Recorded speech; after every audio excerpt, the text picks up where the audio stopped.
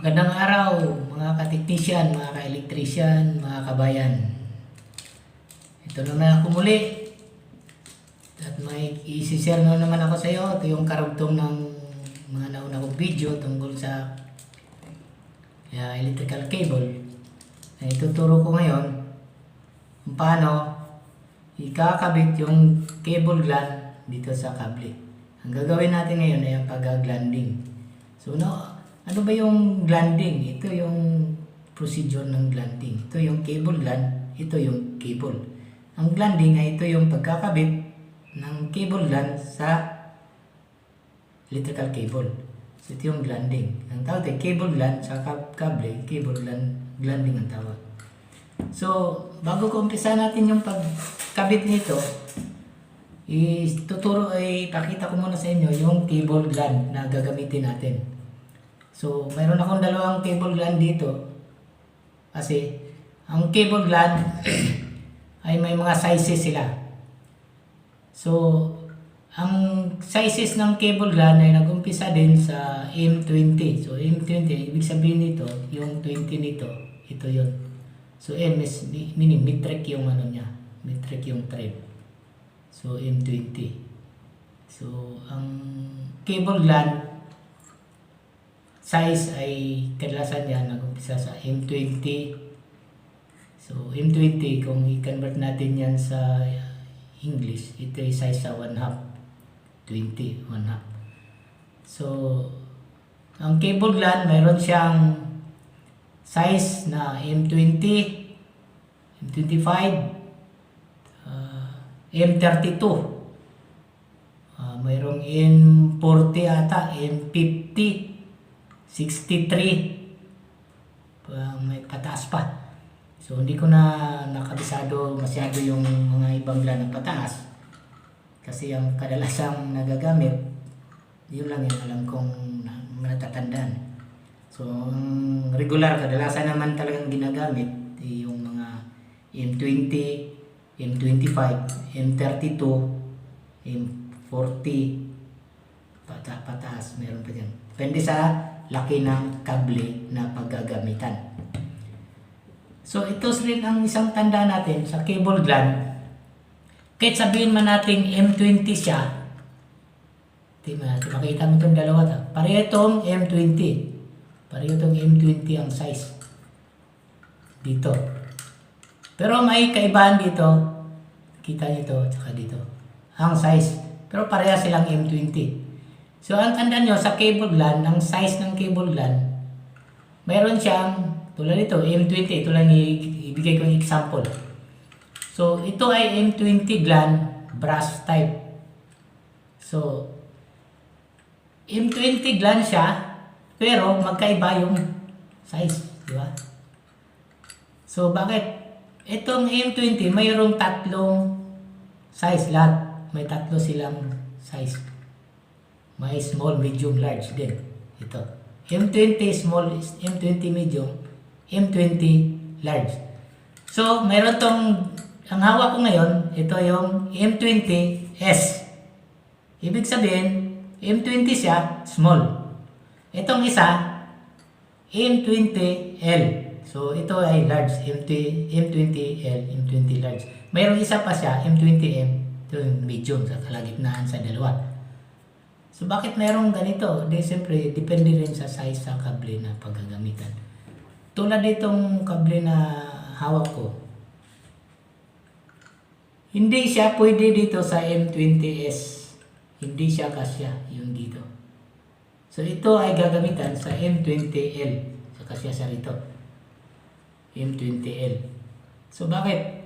Kahit ito ay 6x4 core, 6mm to 4 core. So, malaki yung diameter niya rito. So, kung ito ay 6mm 2 core lang, pwede ko siyang gamitan dito kasi magkasya siya. Liliit din yung diameter kasi niya. So, itong mga ganito maliit, so para rin sa mga maliliit na diameter na kable. Kasi hindi mo rin pwede gamitan na pag maliit na kable, gamitan mo ng malaking gland, useless din. Dahil hindi siya mahigpit dito, tsaka wala siyang seal. Hindi siya higpit. So, ang gagawin natin dito, dahil meron tayong M20 na gland, so dalawa to, hindi ko pwedeng gamitin itong isa. Ito yung gagamitin natin, M20L. Pero ang problema rito, yung shroud na hawak ko, kasi may parts ito shroud eh. Itong shroud na hawak ko, yung hawak kong shroud, ay para sa sa S. So, hindi ko may kabit dito. Pero for demonstration purposes lang naman to, tutorial, ipapakita ko rin sa iyo paano yung ikakabit. Ano yung unang ikakabit bago yung parts. Kasi may mga parts itong gland. So ito, himay-himayin natin yung parts ng gland. Una kong tanggalin, itong sa kabilang side. Ito yung end seal nut. So, seal siya kasi may rubber siya. Ito yung magsisil sa kable. Rubber seal nut. Rubber to eh. Seal. End. Sa end siya. So, sa loob nito, mayroon siyang ring. Ito, mayroon siyang ring. Ito ay tinatawag na clamping ring. Clamping ring. Ang pares nito ay mayroon siyang cone. See, cone to eh, naka-cone to. Ito yung armor cone, yun yung cone. Ito yung pares niya dito. So, magdedepende kasi sa type ng glands ng hawak nyo. Kasi, ito may tatawag namin item, nasa loob-loob, yung CMP, ano ba mga klaseng gland yung iba. Magkaiba yung dito sa main items. Pero pare-parehas ang procedure pagkabit ng gland sa kable sa gland. So ito yung hawak ko ngayon. Kaya ito yung ituturo ko sa inyo. So mayroon pa tong mga ibang parts tulad nito, mayroon siyang lock nuts. May lock nut siya. Mayroon siyang earth tag. So grounding tag, earth tag. Saka mayroon siyang IP washer. So may kanya-kanya tong purpose, bakit mayroong ganito to dito.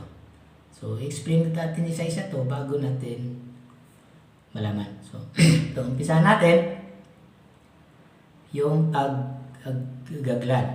So, ang procedure ng paggaglan dito. Ito pa shroud. Ang tawag dito shroud. So, may mga purpose to para saan tong shroud. So, isa-isahin natin to mamaya pag nagaglan na tayo para malaman kung anong purpose, para saan ito, anong proteksyon ng para sa kanya. So, umpisa na natin mag-glan. Ito yung kable na igaglan natin. Siyempre, kumuha ko ng maiksi, yung mga ritasong kable para lang may share kong video sa inyo tungkol sa pag-glanding. So sa pag-glanding, ang kailangan mong tools ay, ang hawak ko lang kasi ngayon, meron akong hacksaw. So, ang dapat gamitin dito sa mga glanding na maliliit na kable, junior hacksaw lang. Yung maliliit na hacksaw parang cupping saw lang na maliit. Yun yung dapat dito maliit. Pero wala akong cupping saw, yung junior hacksaw, ito yung gagamitin natin. Pwede naman. Tsaka, gagamit tayo ng kutsilyo, yung electrician knife. So, depende sa ibang planta, may kanya-kanya silang kutsilyo na pwedeng gamitin. Mayroong hindi pwedeng gamitin. So, depende yan sa safety ng planta, sa safety ng project, kung ano yung pwedeng gamitin sa mga electrician, pagbalat ng kable. Ito yung pambalat ng kable. So, alam na yun sa iba rin. Meron din purpose na pambalat ng kable. So, sa pag-glanding, madali nga naman ang pag-glanding dahil sa lahat kung man kalaki o kaliit ng kable, iisa lang ang procedure. Parehas lang yan. Isa lang. May isa pang glanding. Ito, plastic glanding. Tawag din ito, plastic glanding.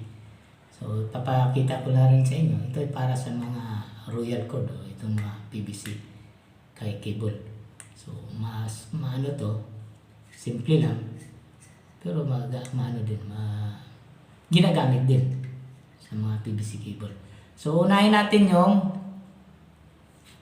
SWA cable, yung XLPA. So sa paglanding, kailangan mo mayroon siyang susukatin mo kung hanggang kailan mo balatan, hanggang gaano kahaba ang babalatan mo sa glanding. So dito sa kable natin, i-assume lang natin na kailangan lang natin tong kable na mga, palagay natin mga 6 inches lang yung kailangan natin. Kasi pang lagay natin, gamitin lang to sa junction box. So hindi kailangan mahaba, gamitin lang to sa junction box. Pero kung ang gigaglan mo ay papuntang MCC, sa mga substation, sa mga marshalling panel, minsan itong babalatan mo, aabot pa ng mga 3 to 5 meters kasi aakyat pa yan hanggang doon sa dulo ng MCC, minsan bababa. Depende sa dressing. O ang dressing, yun yung pag-aaring sa kable, pagtatay. Depende sa dressing. Depende kung saan pupunta yung dulo ng kable galing sa gland. Kasi ang gland ay ito yung hahawak ng kable sa JB, sa panel, o saan ano mang kakabitan niya. Kasi sa mga panel, mayroon siyang mga glanding plate. So sa mga substation, mayroon pa siyang glanding box sa ilalim. Doon nakagland to. So mahaba yung dulo dahil mahaba pa yung tatakbuhan. Yun ang hawak ng kable, yung gland. So sa glanding plate, wala pang butas yan. Ang mga electrician, yun ang nagbubutas kung anong size ng gland ang ikakabit. 20, 25. Depende sa anong kable ang papasok sa panel na iyon. So sa ngayon, ito lang muna na M20, ito yung example ko sa pagaglan. Example lang natin na ito ay ikakabit natin sa isang junction box lang ng, lagay na ilaw, sige. Ilaw, junction box ng ilaw. So sa pag-uumpisa ng gland, bago pala tayo mag-umpisa ng gland, itong glanding, yung gland, mayroon kayang mga specification to. Hindi ko makalimutan, may mga specification to kung para saan pwedeng gamitin, para saan pwedeng hindi gamitin. So sa mga oil and gas, sa mga refinery, sa mga planta, ang gland na ginagamit yan ay EXD, ang enclosure protection niya. EXD dapat siya. Yun ang kadalasang EXD. Tsaka yung IP66. So yung mga nabanggit ko yan, yung mga EXD, EXE, IP66, abangan nyo rin yan dahil gagawa rin ako ng video, ipapaliwanag ko sa inyo kung ano yung ibig sabihin ng mga nabanggit ko sa inyo. EXD, IP66, mga IP64, mga ganun, IP54. So, sa sunod kong video, abangan nyo, huwag nyong pagwalang bala dahil napaka-importante yan. Kasi baka malay mo, balang araw, magiging inspector ka, QC inspector, at least may alam ka. So, ito yung isa sana nakalagay dito sa glanding, yung mga specification niya, ng klase, ng size. So, anong pwede niyang gamitan, pwedeng hindi. So, isa ito. So, ngayon, balik tayo sa pagkakabit ng glanding. So, ngayon, sa pagkakabit ng gland dito, i-assume na lang natin na kasi maliit lang yung kablehan ba, maliit lang yung kable gaglan natin galing sa ground o galing sa cable tray papasok sa junction box. Ito lang gagawin natin example. So ang gagawin junction box, palagay natin dahil maiksi yung kable ko, papalagay lang natin na mahaba ang babalatan natin. So sa pagkaglan, ang unang gagawin niyan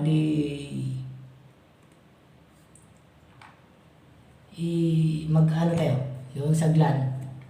Unang gagawin natin, babalatan natin yung kable. Walang batang kable. Then mabay.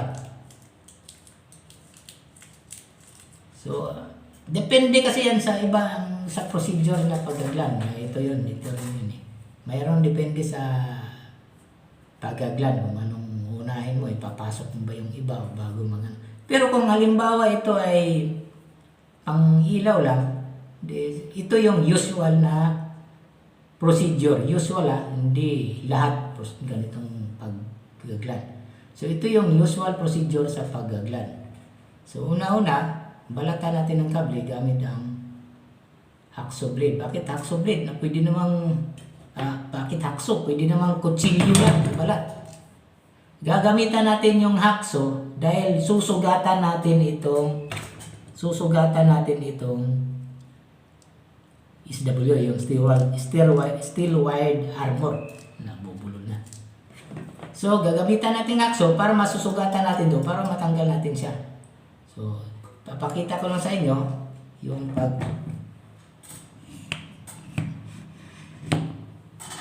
paglalagari. So, dito ako sa mesa.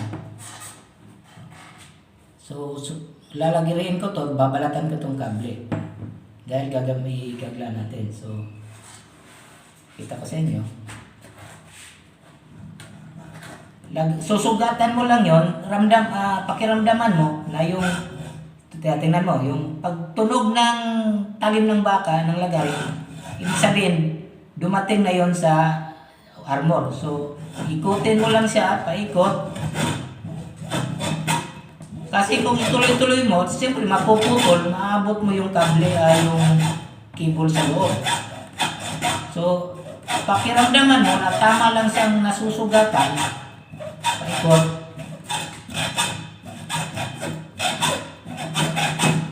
Para matanggal yung armor. So, tulad nito, sinusugatan ko lang siya. So, ang gagawin kasunod, babalatan mo tong kable.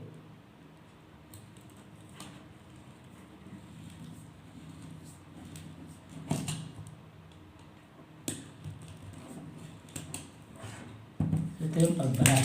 So, ito, balatan din yung kable. Ito yung sinasabi ko noon, ang iba, mayroon pang balot to na metal. Mayroong metal pang balot. Instead of ganito, mayroon pang ganito, tapos may metal pa rin. So, bakit natin susugatan yung armor?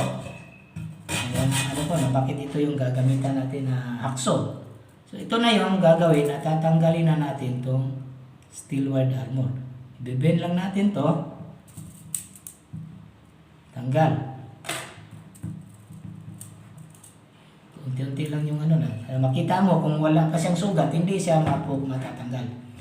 Susugatan natin yan. Hindi ko na ako ng sugat. Tapos babaliin yan, tatanggal. Ano na yun? Kasi hindi mapuputol yan hanggat hindi nasusugatan.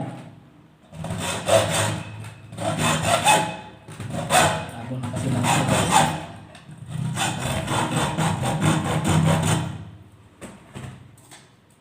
Hanggat di masusugatan. Tatanggalin natin ito lahat. Tatanggalin natin ito lahat.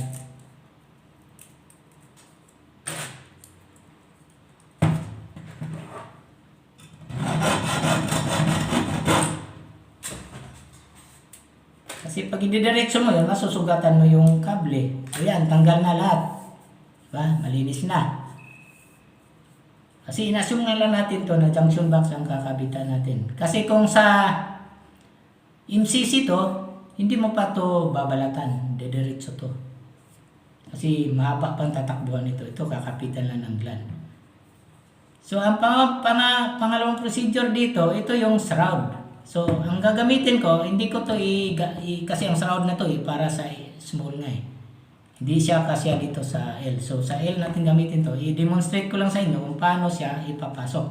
So, una, ito yung may pasok. So, maliit lang to. So, lakihan natin konti yung butas para may pasok. Pwedeng side cutter o pwedeng kutsilyo. Ito. Tantsahin mo lang na hindi rin maliit, hindi rin malaki. So, ito medyo maliit pa. Lakihan ko pa ng konti. Kasi pag malaki rin, useless din yung shroud mo dahil luluwang siya dito.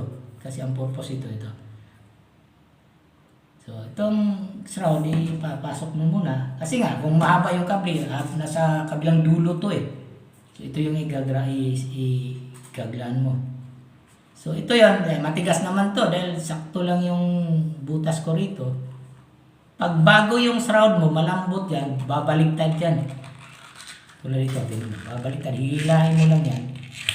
O, tingnan mo yung itsura, babaliktad yan. Itutulak mo lang rin sa ilalim yan, pagbalik, pag mamaya. So ganyan. Ang kasunod na ipasok niyan, para saan to? Ito ay para sa clamping ring at saka sa cone. So, tingnan mo to. Itong cone na to, dapat ang haba niya rito ay sakto lang rin. Kasi pag masobrahan, lalabas yung wire mo, armor. So, kadalasan dito, pinaka-minimum is 1 cm. Depende sa size ng gland. Palaki ng palaki yan. Huwag lang sobrahan. So, para sa akin, ang 1 cm, yun ang pag maliit na kable, yun ang saktong haba lang. So, pwede na to itong kutsilyo ay balat. Ikot mo lang.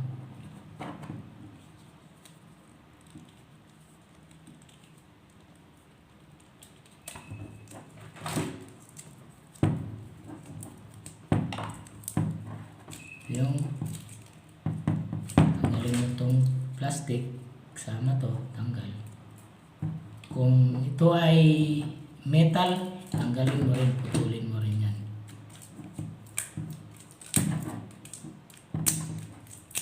So, putulin natin. So, bakit sinasabi ko na pwedeng mauna to, pwedeng huli? Dahil pwede naman nandito na siya bago mo balatan. So, lagyan natin. Halimbawa, nandyan, balat ka. Okay lang siya. Diba? Ang kasunod kasing gagawin natin, pabubukain natin tong steel wire armor. Paano pag technique pagbuka? Ito, tingnan mo yung takbo ng mga armor. Diba? Paikot yan pag ganyan. Hindi yan tuwid. Paano? Sundan mo yan, pali, ikutin mo. O, kita mo, bumuka. Diba? Yan ang pagbabuka. So, bago pala yan pabukahin muna, ipapasok pala muna natin itong clamping ring para makapasok siya rito. So, tingnan nyo, ang clamping ring ay mayroon niyang posisyon, ha? Tingnan mo, ito, makapal dito, manipis dito. Dahil sa manipis, ito yung pares dito, nakaganon siya. Ganon. Pag nabaliktad mo yan, hindi may pasok yung armor. Hindi niya may pasok, hindi niya maipit na gusto. So, dapat tandaan nyo, makikita nyo na gaano yung kapal niya. Magkaiba yung kapal dito. Saka dito. So, ito yung posisyon na. So, dapat ito yung makapal, dapat dito sa ilalim. So, dapat pasok muna natin. Tingnan mo yung pasok. Ganyan. Pasok muna yan. Ito na yung pares ng dalawa. Ito yung talagang mauna dito. Shroud, rubber end nut, saka itong clamping ring. Kasi ito, nung pabubukahin na natin, sa iba, depende sa klase, iba wala to eh. Rubber diretso dito sa dulo eh. Ito, ibang klase rin itong gland. Depende sa brand yan eh. Mayroong ganito, may stainless na gland, may ganitong klase. Depende sa brand kasi. So ito, papasok na natin dito. Yan mo. So ito yon, magsisil dito. Siya yung nagsisil dito sa taas. Dito mo, nagsisil siya dito sa taas. Ito yung posisyon na may pasok yung dito. Yan mo. Umurong lang yung ano. Yan mo. Ganyan yung posisyon ng pagkabit. Pero tandaan nyo, hindi dapat mahaba to. Kasi pag mahaba to, lalabas siya rito. Lalabas yan rito. Pag mahaba. Ito medyo napahaba ko nga ng tabas. So, it is okay lang to. Pwede namang maurong to. Then, umurong yung insulation niya. So, ganyan. Itong muna, ito yung end nut, rubber end nut. So, kasunod to. Ito yung kasama rito. Kasi ito pares to rito. bago itong clamping ring. Tingnan mo, yung size dito, yung kapal dito at yung kapal dito, dapat makikita mo dahil ito yung para rito. Ito para rito. So dito, ito yung papasok muna dyan.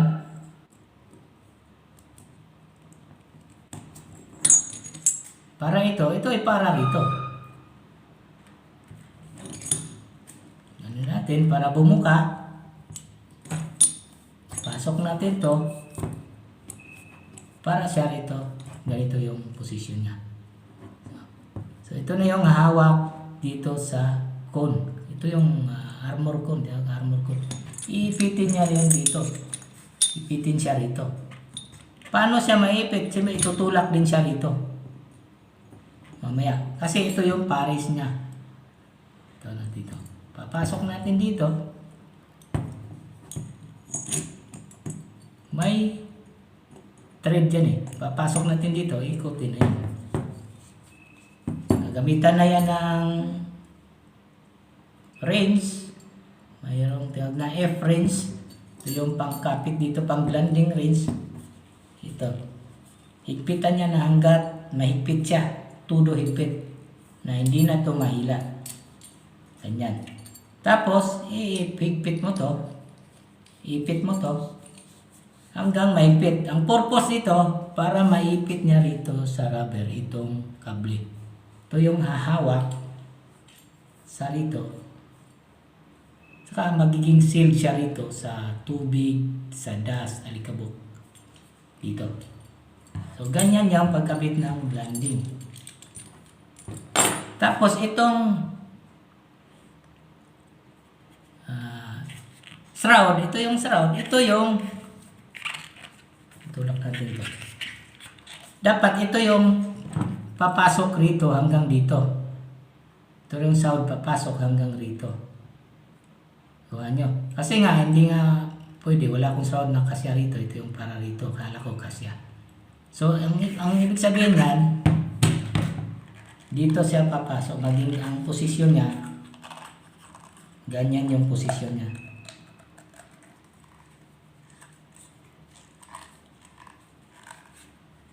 Ganyan yung posisyon niya. Matatakpan niya to. Matatakpan niya to hanggang rito. Tulad nito. Tatakpan niya to rito hanggang ito. Okay? So ito ang susunod na gagawin pag naka-glanding na. Ito, tapos na tayong mag-gland eh. Kapit na yan, no? Kahit kamay lang. Pero sa totoong magka-gland kayo, dapat mahigpit na mahigpit. Para walang alikabok, walang tubig ang kapasok, masisil yung rubber. So, ang susunod dyan, ikakabit na natin sa junction box. Palagay natin, okay, ito na example natin, ito yung butas ng junction box. May butas siya rito. Ito na yung procedure, maraming nagkakamali nito. Kung ano daw mauna, IP washer o itong AirTag. So, sa tamang pag-glanding, dapat dito na side, ito yung AirTag. At dito yung IP washer. Bakit? Siyempre, itong IP washer, ito yung magsisil dito. Kung baliktarin mo yan, ito yung iuna rito. Itong metal ang kakabit dito. So, walang sealed na mangyayari. Kasi metal siya, hindi siya makompress. So, itong gagawin ito, baliktad, dapat ito yung mauna. Dito yung AirTag. Tsaka, bago yung IP washer. IP washer siya para magsisil dito sa butas. Ganyan. Sisil siya rito, pag-ipit. Ito yung lock nut. Ang trabaho naman nito, siyempre, kakabit siya rito. Ito yung mag-ihigpit dito. Hihigpit siya rito. Kita mo? So, ganyan. Example natin, ito yung junction box. Hawak na niya yung kable. Hawak na niya yung kable.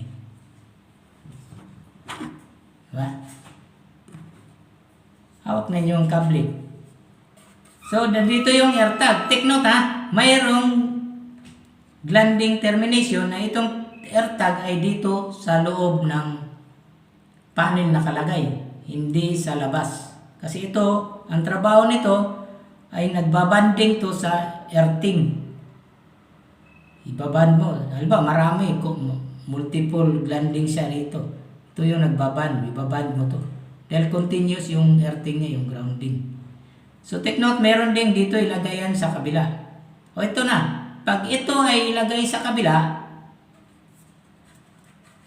ganitong gagawin. Siyempre, nandito pa rin yung IP washer dito. Para siya yung magsisil. Ito yung trabaho niya, magsisil dito. Mayroong ganito na termination o paglagay ng glanding. Depende yan sa drawing, as per drawing niya. Mayroong ganyan na nasa loob tong AirTag sa panel. Nasa loob yung AirTag. Dito, nagbaban. Maraming nakagla na kable rito, power cable. Ito nakaban din siya dito sa may AirTag. So, ito tornilyo rito. May kable siya, banding niya. Earth band, tawag nito. Banding. So, mayroong ganitong procedure. Mayroon nga rin din dito sa labas yung AirTag. Depende yan sa gusto ng drawing. So, ganyan. Yung una. Talagang baliktad talaga. Unahin talaga dito. Ganyan talaga. Kasi always itong IP washer, ito yung magsisil sa butas. Ganyan. Ganyan yung posisyon ng pagka-glanding. Yung glanding. IP washer, AirTag, tsaka laknat. Ganyan. Higpitan yan. Siyempre, higpitan ng range yan para mahigpit. So, ito naman. Anong gagawin nito? Mangyari rito. Kung ito ay panel na mahaba pa yung tatakbuhan, hindi mo muna babalatan yan. Babalatan yan kung saan siya iti-terminate na. Depende yan kung saan siya iti-terminate. Kung malapit lang, pwede mong balatan kasi sabay-sabay niyang i-dressing. Pero ito, kadalasan pag sa panel, sa MCC, aakyat muna to kung saan yung termination niya. Doon lang balatan siya. So ito, i-assume natin na ito ay para lang sa lighting GB, sa junction box para ilaw. So kung para sa ilaw lang, bago mo ikabit sa junction box, balatan mo na muna. Balatan muna bago ikabit sa junction box. So sa pagbabalat, kung sa junction box lang, dapat lalampas siya rito sa bunganga, at least 1 cm. Yung balat. Malumanay lang na hindi masugatan yung loob ng kable. Kasi madali lamang mapunit ito, punitin. Susugatan mo lang to. Madali lang mapunit to. Ito yung madali lang mapunit siya. Madali lang mapunit to. Kung mahaba yung cable, mahila mo na to diretso eh. Kumita natin ang place. See? Hanggang doon sa sugat niya. Hanggang sa sugat niya. Tapos, boom. Ang gagawin dito, kung bagong planta yung napasukan nyo, mayroon tong shrinkable tube. Pasukan to ng shrinkable tube, i-hit gun mo para makompress rito. Depende rin. Yung iba, tape na lang nilagay. Lagyan ng tape. Lagyan na lang tape na iba. Yan.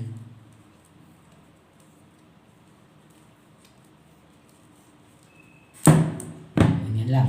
Iba. Iba, may tape na, may shrinkable tube pa. Hinihit ganyan. Yan yung magandang termination talaga. Para kakapit dito, talagang dito, nakasil pa rin siya. So, ganito. Kung GB lang nga, sabi sa GB lang sa ilaw, so kakabit na lang, ganyan lang siya. Kakabit mo na. IP washer, junction box, kabit ng junction box, tapos lock nuts. Ito yung maghihigpit.